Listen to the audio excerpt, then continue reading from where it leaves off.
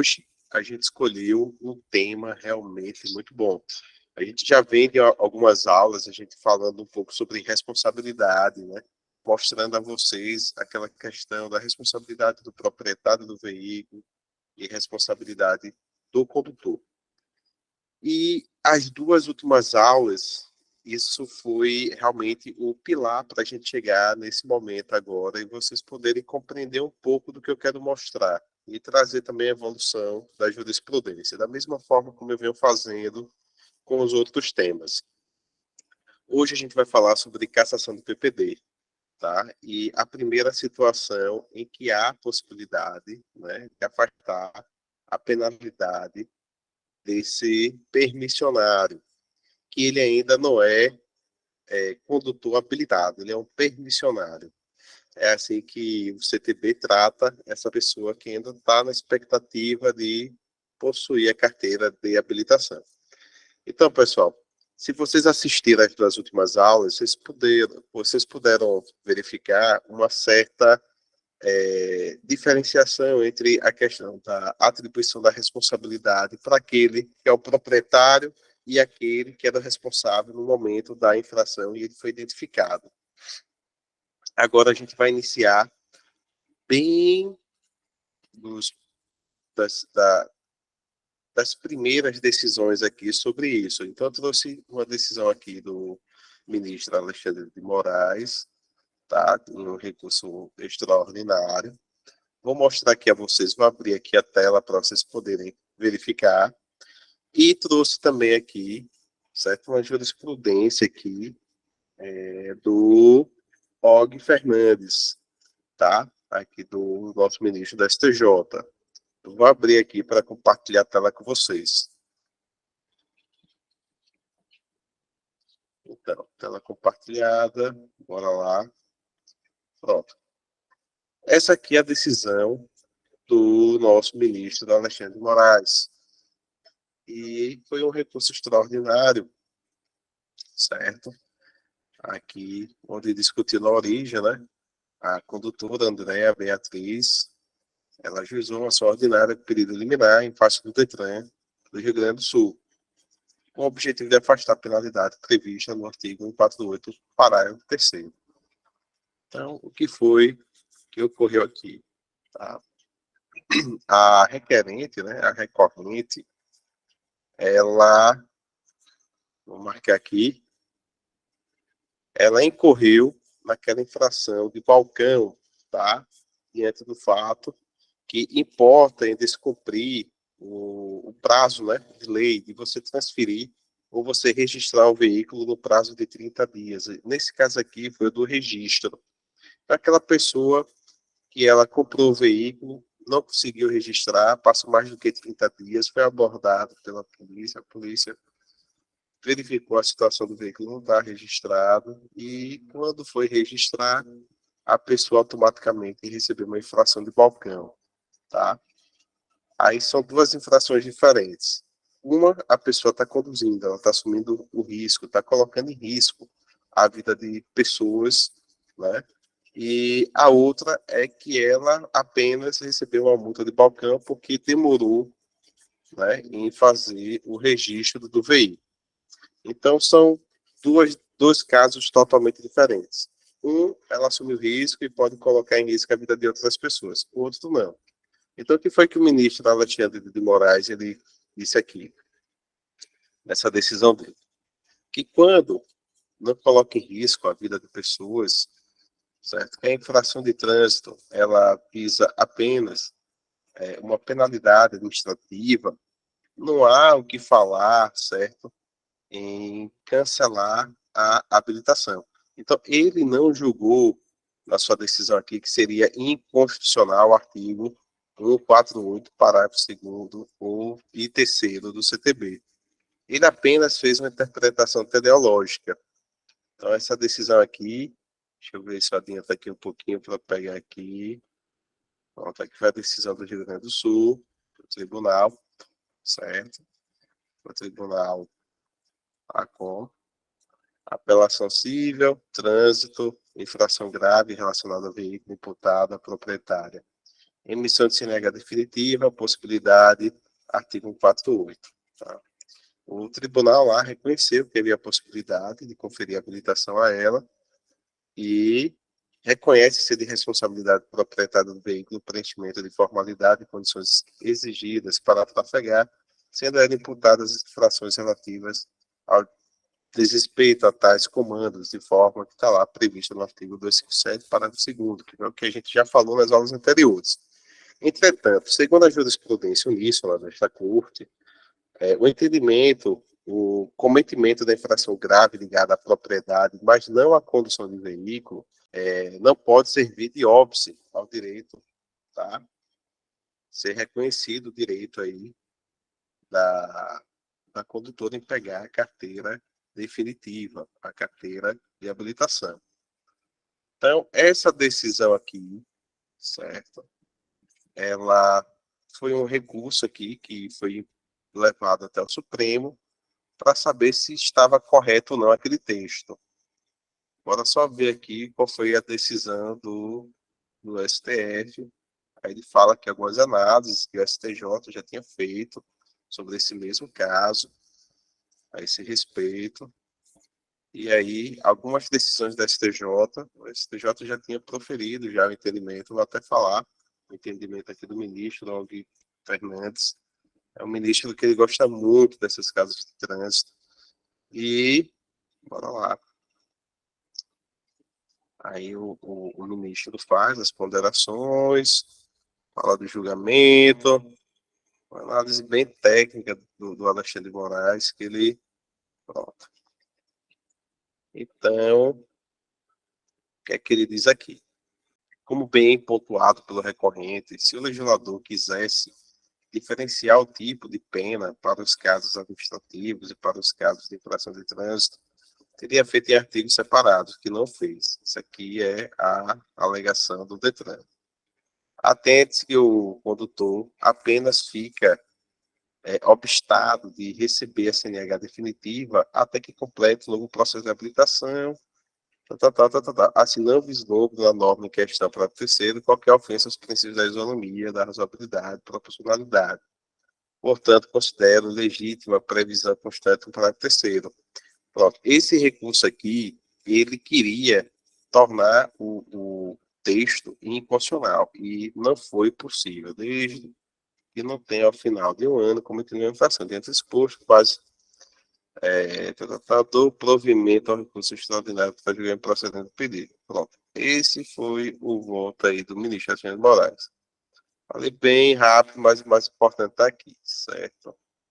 A decisão do nosso ministro Og Fernandes. Pronto. Aqui, essa aqui é a decisão do ministro Og Fernandes. Tá? A decisão do recurso especial número 641.185 do Rio Grande do Sul, 2014. Processual civil administrativo, regressão de funcionalidade, julgamento nos autos. Tá? Aí tem o número que foi julgado pelo STF, foi aquele recurso lá que a gente deu rapidão. Devolução do processo ao STJ para que observe a cláusula de reserva de plenário. Controvérsia a respeito de funcionalidade, artigo 48, ao luz do artigo 97 da súmula, vinculante número 10, interpretação teleológica do dispositivo legal, arguição julgada procedente para declarar inconstitucionalidade parcial, sem redução do texto. Pronto. Aqui vem a jurisprudência dessa Corte, interpretando teleologicamente o artigo 148, parágrafo 3º, em que diz que a carteira será conferida ao condutor no término de um ano, desde que o mesmo não tenha cometido nenhuma infração grave, gravíssima ou reincidente de infração média. E, firmou no sentido de que a possibilidade da concessão da carteira nacional de habilitação definitiva ao motorista que cometeu de natureza grave, não na qualidade de condutor, mas de proprietário do veículo, ou seja, de caráter meramente administrativo durante o prazo de um ano. Então, o que é que ele diz aqui? Ele diz que a carteira, certo, ela deve ser concedida ao condutor que cometeu uma infração, certo, que tem um caráter meramente administrativo.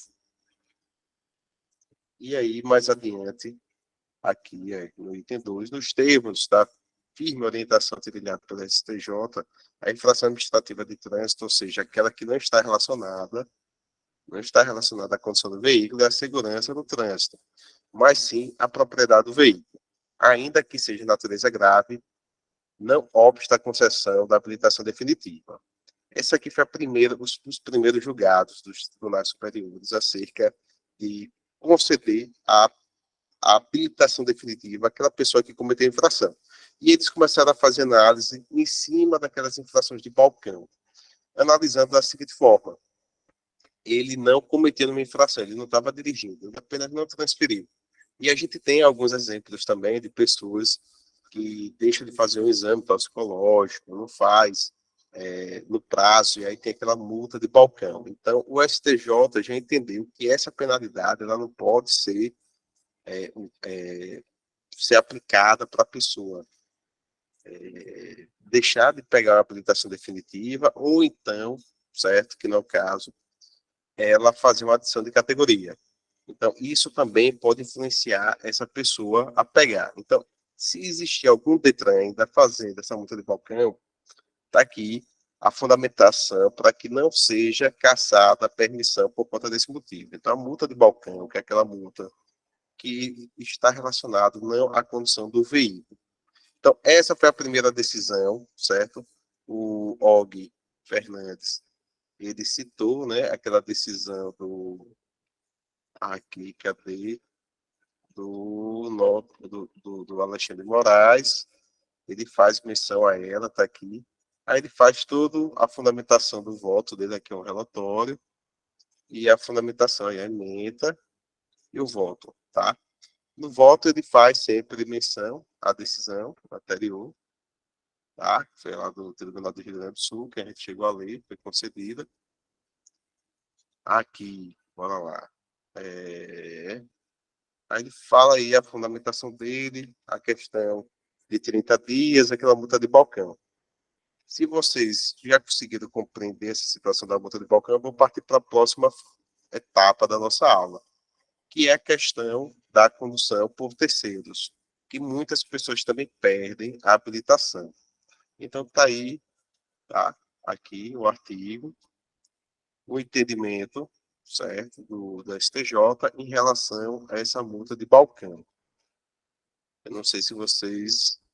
Aqui são várias decisões do STJ. Então, aqui, ele faz menção aqui, o Og Fernandes, ele faz menção aqui a várias decisões do STJ, tá? Onde vai repisando essa situação, certo? Reafirmando seu entendimento já prevalecente aqui da Corte, qual se fundamenta a decisão monocrática agravada pela possibilidade de expedição de CNH definitiva, quando a infração cometida durante o período de prova é de natureza meramente administrativa, tá? Essa foi a decisão e várias outras decisões. Então, ele colacionou todas as decisões aí do STJ, sempre repisando essa situação da multa, da penalidade pela que a gente chama de multa de balcão, pela demora em fazer o registro do veículo, ou até a questão da transferência do veículo, que algumas pessoas também pegam infrações. E aí a gente vai entrar na segunda parte da aula. Então, a segunda parte da aula, a decisão, aí deixa eu finalizar aqui, a decisão é muito grande. É interessante vocês derem uma lida depois, certo? Nessa decisão aí do STJ. Ela é muito grande a decisão, mas ela sempre bate nesse ponto aí. A questão da multa de balcão, por aquela pessoa não fazer o registro do veículo, o emplacamento do veículo no prazo legal. Então, está aqui já no finalzinho. Aí, de fato, cadê aqui de fato? Aqui é de fato a tese adotada pelo julgamento da agravo, em recurso especial em Castilha, faz a compreensão de que não é razoável admitir que todas as infrações de trânsito de natureza grave ou gravíssima sejam absolutamente iguais para fins de aplicação disposto do artigo 148. Então, ele faz uma relativização aqui, tá? Foi o primeiro passo aí para a gente chegar a avançar na jurisprudência para outros casos de cassação de PPD, de permissão para dirigir. Então, ele começa a relativizar aí e ele deixa claro aí, tá, que não é razoável, não é proporcional admitir que todas as infrações de natureza grave e gravíssima sejam absolutamente iguais para fins de aplicação do disposto. Então, isso aí só reforça o que a gente falou nas aulas passadas, na aula anterior, sobre o princípio do grão de sal, que o julgador ele vai analisar o caso concreto como olha para um grão de sal. Para você ver, enxergar um grão de sal, você tem que olhar detidamente, olhar com muita atenção, para você conseguir enxergar toda a, a, a situação posta. Então, em relação ao nosso caso, não é diferente. Então, a cassação da PPD era muito comum. As pessoas perdiam muito facilmente a carteira, a permissão para dirigir. Até que o STJ começou a relativizar o entendimento do parágrafo 3º do artigo 148. Tá? Então, a gente traz aí o entendimento do STF, o Alexandre de Moraes, aqui no final, aqui, à luz do princípio da isonomia, segundo consolidada interpretação conferida pelo Colendo Supremo Tribunal Federal, tratar iguais como iguais, desiguais como desiguais. O que é que eles trazem aqui? Não se pode sancionar o cometimento de infração grave, gravíssima, para fins de aplicação, para terceiro, artigo 148 do CTB, sem distinguir situações que são faticamente distintas, quais sejam, de um lado, as infrações de natureza meramente administrativas, de outras, infrações cometidas na condução de veículo automotor. Pessoal, isso aqui foi o divisor de águas. Tá? O que eu estou trazendo rapidamente aqui para vocês entenderem é que houve um divisor de águas. Antes, bastava cometer a infração de natureza grave, gravíssima, que a pessoa já perdeu a habilitação. Bora supor, a pessoa está conduzindo o veículo sentado devidamente licenciado. Tá? Mas não era o proprietário que dirigia, e sim o terceiro. E aí o que ocorre? O permissionário, por ter o veículo no nome dele, acabava perdendo a permissão para dirigir e não pegava a definitiva. E com esse entendimento aqui, com essa flexibilização que os ministros começaram a trazer, né, a questão de tratar os iguais com igualdade, desiguais de forma desigual, que fala sobre a isonomia, o princípio da isonomia, né, o princípio do grão de sal, de observar de forma mais detida, atenta, cuidadosa, zelosa, devendo distinguir as situações fáticas, certo? Onde há distinções, ou seja, o condutor não era o permissionário no momento da infração, era outra pessoa, tá? De um lado, as infrações de natureza meramente administrativa e outra, infrações cometidas na condição de veículo automotor. Pronto. Nesse caso aqui, a gente vai começar a analisar uma nova jurisprudência que vai analisar aqui as infrações cometidas, tá, na condução do veículo automotor. Mas aí a gente vai analisar sobre outra ótica, não é mais o permissionário que está dirigindo, e sim uma outra pessoa, tá? Então, essas decisões, elas foram muito importantes para conseguir construir uma interpretação, fazer uma interpretação teleológica da norma e sempre avançar, fazendo análise mais detida de cada caso. Agora, deixa eu ver se eu consigo achar aqui a decisão. Essa aqui foi do Alexandre Moraes. Deixa eu ver aqui se eu encontro aqui a decisão. Pronto, não está aqui não a decisão. A decisão vai estar aqui. Eu baixei essa decisão. Fiquei meio perdido porque eu não analisei direito. Eu acho que não é essa aqui ainda, meu Deus. Então, a nossa próxima jurisprudência, ela foi de Minas Gerais, o TJ de Minas Gerais. Bora ver aqui. Onde foi que foi parar essa decisão? Bora lá, eu vou achar ela aqui.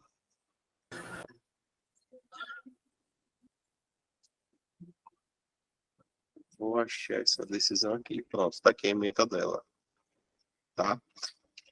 A ementa dela é o seguinte. remessa necessária, mandado de segurança, direito administrativo, permissão para dirigir. Infração gravíssima, proprietário de veículo, certo? Segurança do trânsito, relação, ausência. Infração de terceiros, emissão de CNH definitiva, possibilidade STJ. Cometimento de infração gravíssima não relacionada à segurança no veículo, com condições, na condição de proprietário do veículo. Não importa a cassação da PPD ou óbito da emissão da CNH definitiva. Deixa eu ver se tem outra. Não, é essa mesmo. É essa decisão aqui que a gente vai analisar. Pronto. É essa aqui. Mandado de segurança, cassação da permissão para dirigir. Infração cometida por terceiros. Isso aqui que é importante. Foi o que eu estava comentando lá, fazendo um comparativo. Indicação do real infrator após o prazo previsto no artigo 257, parágrafo 7 do CTB. Possibilidade, entendimento do egrégio Superior Tribunal de Justiça, relativação do prontuário para obtenção de CNH definitiva. Direito líquido certo, existente, segurança concedida, recurso provido. Tá? Aqui é outra decisão. Então, eu saí fazendo uma salada de fruta e acabei me perdendo para mostrar a vocês tudo que eu queria dizer sobre como ressuscitar a PPD. Então, nós falamos do entendimento do STF sobre a questão da isonomia, da igualdade, tá? Que ele faz a relativização, ele não diz que é incondicional, certo? Ele dá improvimento, reconhece o recurso e nega o seu provimento. E aí o ministro da STJ, ele conclui, né, lá o voto dele, onde ele diz lá que a multa ela não pode ser levada em consideração em abstrato, toda a questão da infração. Você tem que levar em consideração a realidade fática da situação. Por exemplo, uma multa de balcão, ele não estava na condição do veículo. Então, não tem porquê uma infração dessa levar à cassação da PPD e não entregar a CNH definitiva. E aí, logo em seguida, eu trouxe outra decisão aí, que ele diz aqui, né, que a infração foi cometida por terceiros. Então, emissão de CNH definitiva, possibilidade, tá? Segundo o entendimento da STJ. Tá aí. Aqui, ó, foi esse aqui, esse processo aqui. Deixa eu ver aqui se ele é igual a esse outro aqui. O final, eu acho que ele é diferente aqui. Eles são diferentes. Então, eu vou fazer uma abordagem com vocês desse processo aqui, desse outro. Isso aqui era outro que eu estava pesquisando, vou deixar para a próxima aula, senão essa sala de fruta vai embaralhar demais a cabeça de vocês. Mas vamos lá. Tá aqui. O processo está baixado, bora lá. Bora analisar esse voto aqui. Bora lá, pronto. Tá aqui. Mandado de segurança, direito administrativo, permissão para dirigir, infração gravíssima, proprietário do veículo, segurança no trânsito, relação, ausência. Tá? Infração de terceiros, emissão de CNH definitiva, possibilidade, STJ, cometimento de infração gravíssima, não relacionada à segurança no trânsito.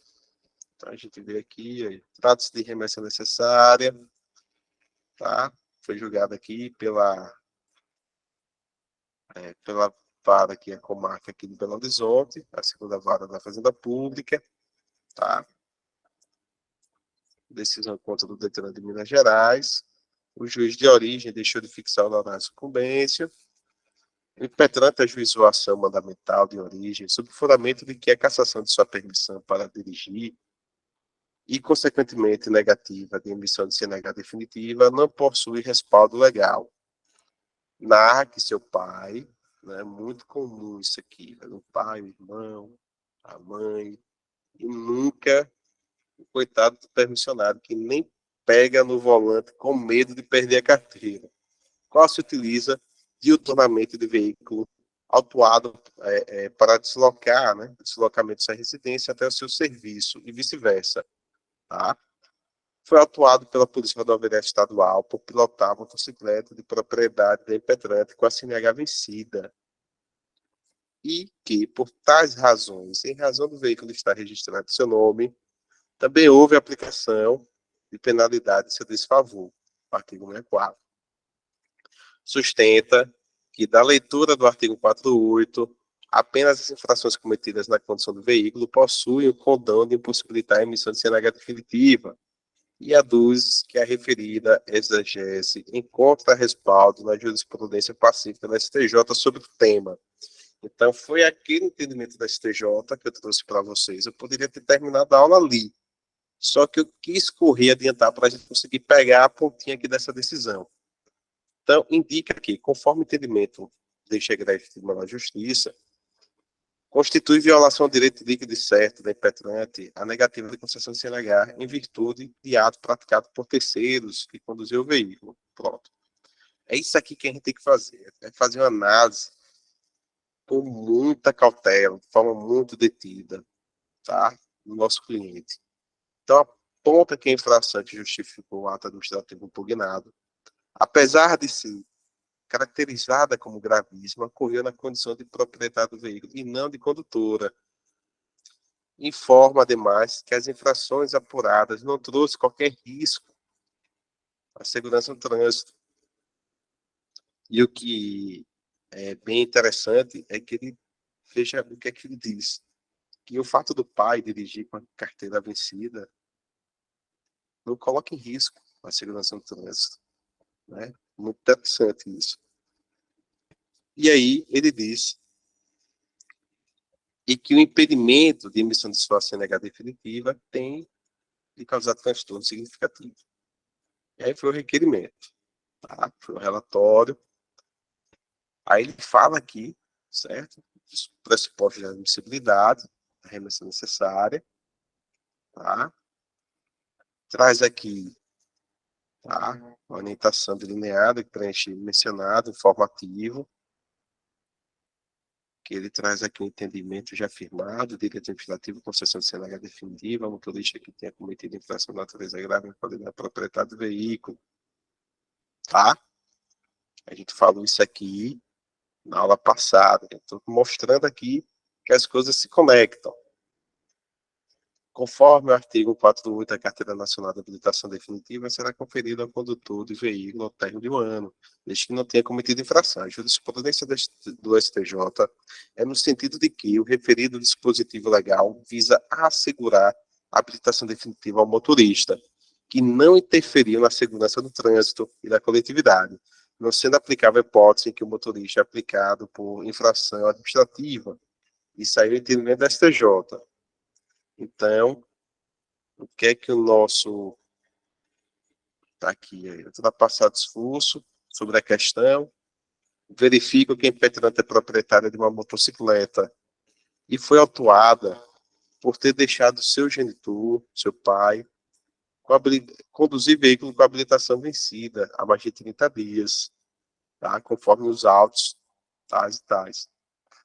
Como descreve o artigo 64, constitui infração gravíssima permitir que pessoa conduza cuja validade CNH tenha expirado há mais de 30 dias, conduza veículo automotor sob a sua posse. Em razão da referida conduta, a impetrante teve sua permissão para dirigir cassada e se viu impedida de obter sua CNH definitiva com amparo na regra prevista nesse artigo aí, que a gente já falou 1000 vezes, o artigo 148, parágrafo 3º.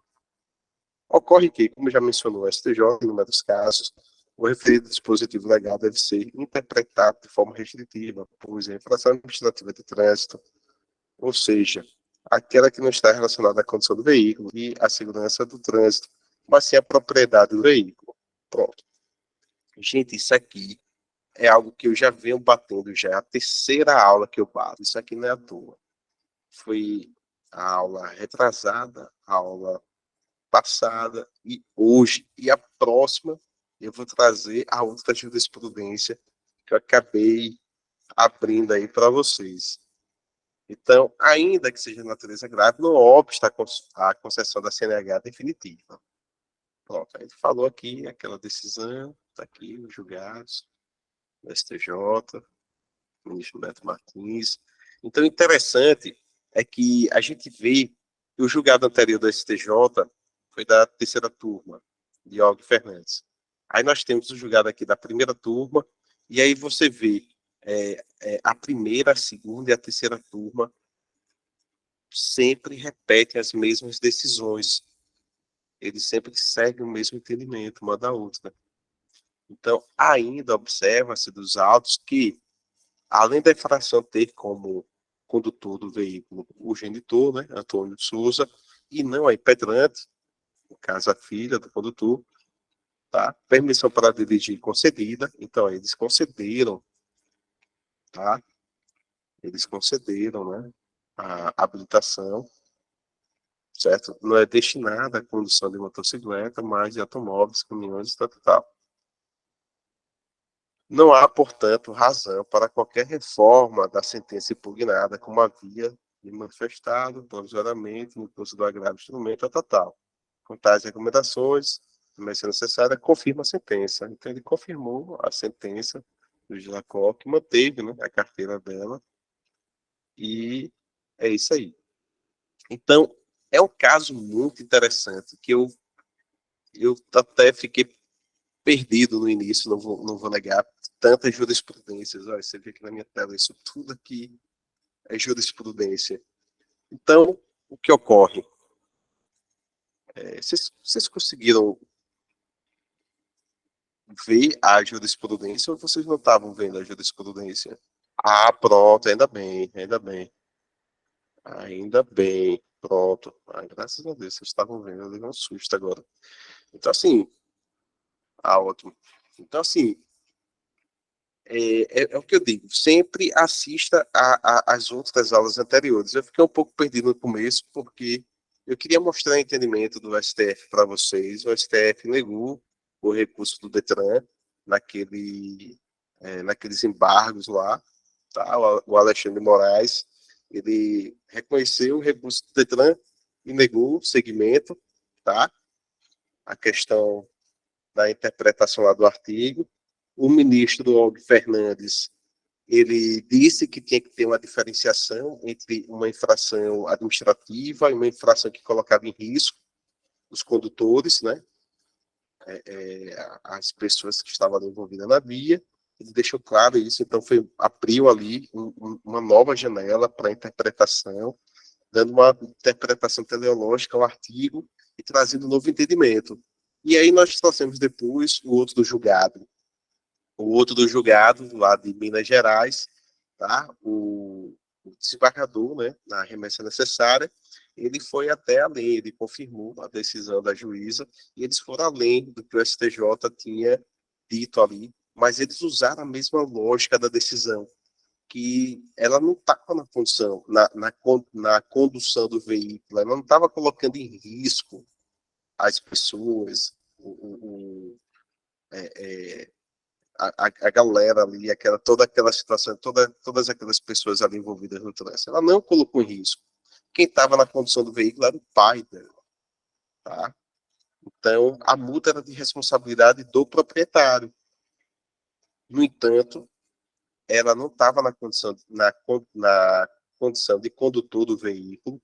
Quem estava era o pai. E por mais que o pai tivesse levado duas infrações, a segunda infração foi afastada e caçou a carteira dela. Tá? Então, esse é o entendimento que a gente já vem trazendo das aulas anteriores. Então, se você assistiu à aula anterior, que a gente falou sobre bis e idem, é mais ou menos essa lógica que você tem que ter, essa compreensão.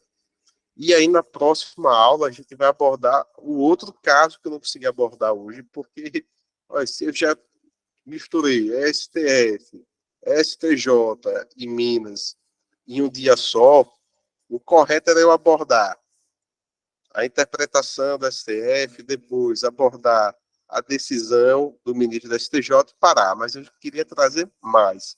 Eu achei que aquilo ali seria muito pouco para trazer para vocês.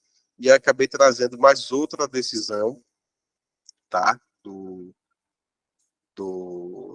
Tribunal de Minas Gerais, e que consolida, né, esse entendimento que a gente vem trabalhando em aula.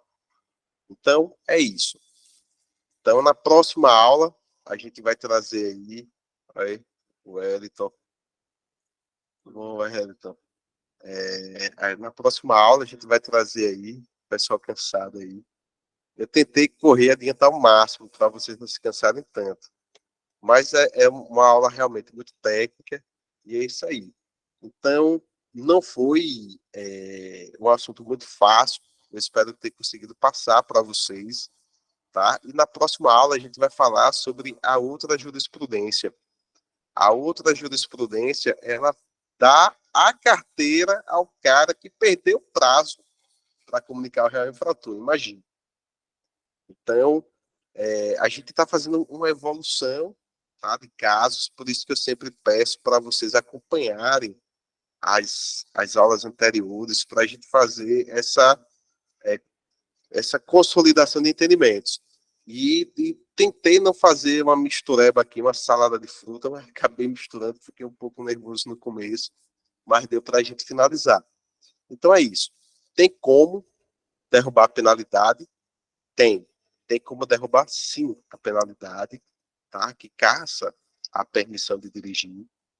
É só você realmente fazer essas distinções, ir a fundo na infração, ouvir o cliente, o que é que meu cliente quer, o que é que ele está me dizendo, o que ele quer me dizer. E, foi meu pai. E aí a gente vai aprofundando. Então, na próxima aula, então, eu já trouxe aqui uma jurisprudência bem interessante. Tentei trazer a questão de contextualizar vocês aí para essa parte aí, tá? Da interpretação teleológica que a gente já vinha fazendo nas aulas anteriores, nas duas últimas anteriores. E aí a questão do meu pai, isso aí acontece direto, meu irmão, meu pai, minha mãe, né? As pessoas perdem a carteira mesmo porque outras estavam na condição do veículo. E para realmente melhorar a situação na próxima aula, eu só vou abordar a jurisprudência em que o Tribunal de Minas Gerais concedeu a carteira à mesma pessoa fazendo a comunicação fora do prazo, tá? Então imagine, né, quantos casos vocês vão poder resolver aí, tá? Que a pessoa não se atentou ao prazo de fazer a comunicação do real infrator, perdeu o prazo, que o pai estava conduzindo. Então tem várias formas de você fazer aí essa inversão aí do ônus aí e afastar a penalidade.